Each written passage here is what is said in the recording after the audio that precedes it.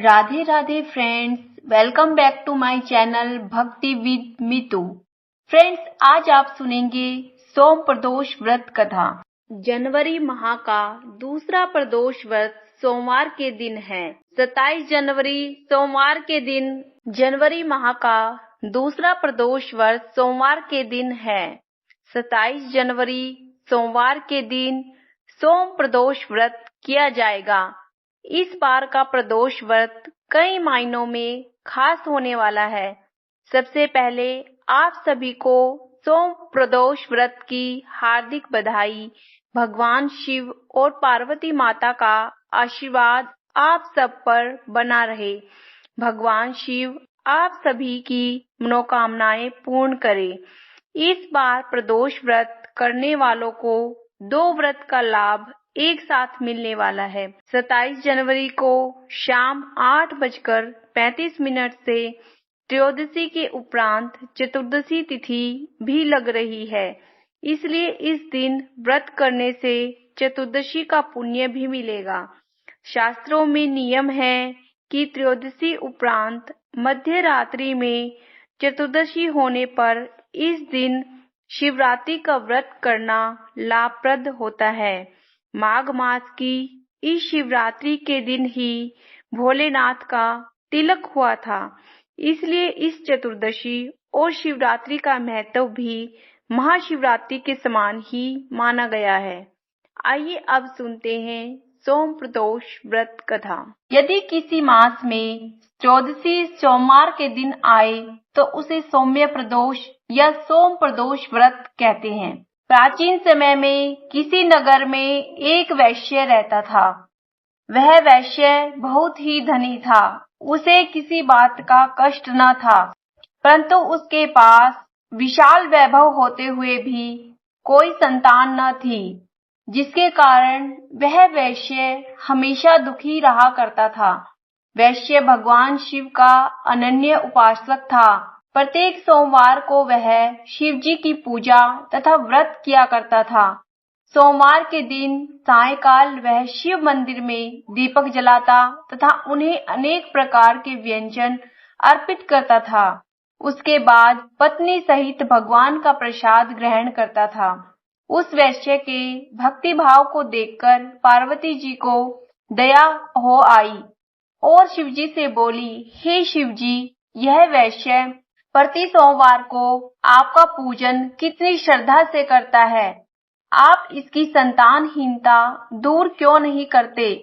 पार्वती की बात सुनकर शिव जी ने कहा, हे देवी, इस वैश्य को संतान न होना इसके पूर्व जन्म का फल है और वह अपने कर्मों का फल भुगत रहा है। पार्वती जी ने कहा, हे भगवान, यदि आप अपने भक्तों का कष्ट दूर नहीं करेंगे तो भक्तजन आपकी पूजा और आराधना क्यों करेंगे। इसलिए आप इसे अवश्य ही पुत्रवान बनाइए। पार्वती जी के उत्तर में शिव जी ने कहा, हे देवी, मैं तुम्हारे आग्रह से उसे पुत्र प्राप्ति का वर देता हूँ, परंतु इसके भाग्य में पुत्र सुख न होने से वह पुत्र केवल 12 वर्ष तक ही जीवित रह सकेगा। कुछ काल के अनंतर भगवान की कृपा से वैश्य पत्नी गर्भवती हुई और 10वें मास में उसे पुत्र रतन की प्राप्ति हुई।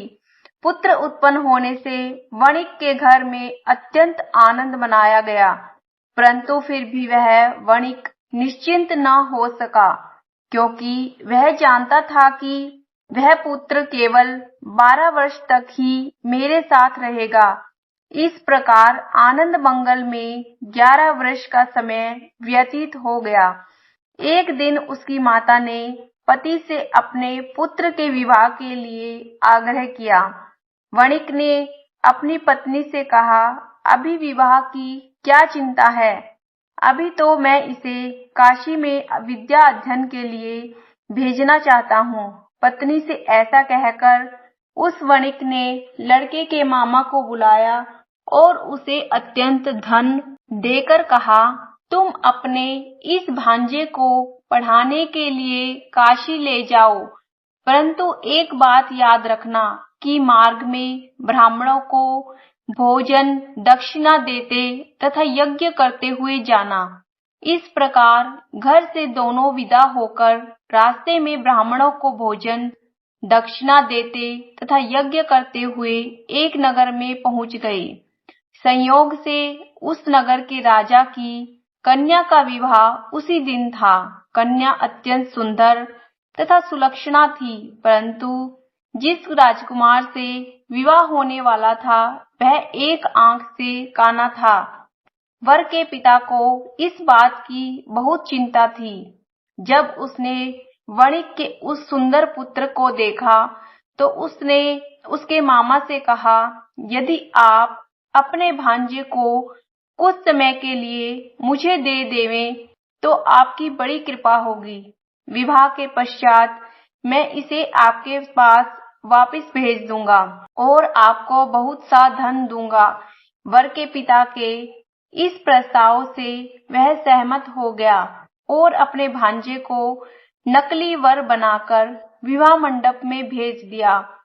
परंतु जब वणिक पुत्र सिंदूर दान करके वापस लौटने लगा तो उसने राजकुमारी की साड़ी के एक छोर पर लिख दिया, हे प्रिय, तुम्हारा विवाह मुझ वैश्य पुत्र के साथ हुआ है। अब मैं पढ़ने के लिए काशी जा रहा हूँ। अब तुम्हें एक नकली वर के साथ विदा होना पड़ेगा जो कि एक आंख से काना है और तुम्हारा पति नहीं। इतना लिखकर वह वैश्य पुत्र चला गया। विदाई के समय जब राजकुमारी ने अपनी साड़ी पर वणिक पुत्र द्वारा लिखित बात पढ़ी तो उसने राजकुमार के साथ जाना अस्वीकार कर दिया और उत्तर में कहा, यह मेरा पति नहीं है, मेरा पति तो वैश्य पुत्र है जो इस समय पढ़ने के लिए काशी गया है। राजकुमारी की बात सुनकर उनके माता पिता सोच में पड़ गए और वर के पिता द्वारा किए गए छल से दुखी हुए और कन्या को विदा नहीं किया। बारात खाली हाथ वापस लौट गई। उधर वे दोनों वणिक काशी पहुंच गए।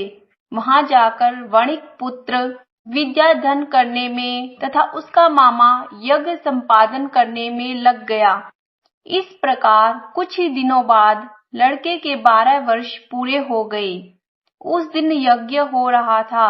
लड़के ने अपने मामा से कहा, आज मेरी तबीयत ठीक नहीं जान पड़ रही है, इसलिए मैं सोने के लिए जा रहा हूँ। थोड़ी देर बाद आकर मामा ने देखा तो अपने भांजे को मृत अवस्था में पाया, जिससे वह बहुत दुखी हुआ। परंतु उधर यज्ञ कार्य चल रहा था, इसलिए यज्ञ भंग होने के भय से मौन ही रहा। जब यज्ञ की पूर्ण आहुति हो गई और सभी ब्राह्मण वहां से चले गए तो वह जोरों से विलाप करने लगा। उसी समय देव योग से पार्वती के साथ शिवजी उधर से आ निकले। उस विलाप को सुनकर पार्वती जी का मन दयाद्र हो उठा और वह शिवजी से बोली, हे भगवान, आपके वरदान से उत्पन्न बालक मृत हो चुका है, इसका क्या कारण है? शिवजी बोले, हे देवी, यह बालक अपनी पूरी आयु समाप्त कर चुका और अब मृत्यु को प्राप्त हो गया है, इसमें मैं क्या कर सकता हूँ? पार्वती जी ने कहा, हे शिवजी, आपने जिस प्रकार कृपा करके इसे जीवन की पूरी आयु दी थी, उसी प्रकार अनुग्रह करके इसे जीवन की पूरी आयु प्रदान कीजिए, नहीं तो वह वैश्य इसके वियोग में अपने प्राण छोड़ देगा। पार्वती जी के आग्रह से शिवजी ने उस बालक को पुनः जीवन दान दिया और स्वयं पार्वती सहित शिवलोक चले गए। इधर शिवजी के वरदान पाकर वह बालक जी उठा और कुछ दिनों के बाद उसने अपने मामा के साथ अपने नगर को प्रस्थान किया। वहां चलकर पुनः उसी नगर में आया जहां उसका विवाह राजकुमारी के साथ हुआ था। वहां उसने यज्ञ कराकर ब्राह्मणों को भोजन दक्षिणा आदि दी। ब्राह्मणों द्वारा राजा को यह सूचना मिली कि काशी से एक वैश्य पुत्र आया है जो ब्राह्मणों को भोजन दक्षिणा दे रहा है। राजा उसे देखने के लिए गया। वहां जब राजा ने प्रत्यक्ष रूप से अपने दामाद को देखा तो उसकी खुशी का ठिकाना न रहा। वह उसे आदर पूर्वक अपने महल में ले गया। कुछ दिनों तक आदर भाव करने के बाद अपनी पुत्री को धन देकर विदा किया। वह वणिक पुत्र अपनी पत्नी और मामा के साथ नगर को चला। जब वे लोग घर के समीप पहुंचे तो उसके मामा ने कहा, तुम लोग यहीं रुको, मैं घर जाकर आने की खबर देता हूँ। इधर उस बालक का पिता अपनी पत्नी सहित छत पर बैठा था और अपने मन में संकल्प कर रखा था कि यदि मेरा पुत्र काशी से लौटकर नहीं आएगा तो हम दोनों यहीं से कूदकर अपने प्राण गंवा देंगे। जब लड़के के मामा ने जाकर कहा कि तुम्हारा पुत्र विद्या अध्ययन करके अपनी पत्नी को साथ लेकर कुशलता पूर्वक वापस आ गया है, तो माता के आनंद की सीमा न रही। उन लोगों ने अपने पुत्र और पुत्र वधू का स्वागत किया और नियम पूर्वक सोमवार का व्रत रखकर शिव जी की पूजा करते रहे।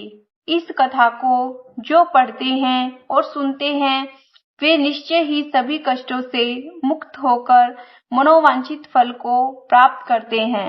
बोलो शंकर भगवान की जय, माता पार्वती की जय।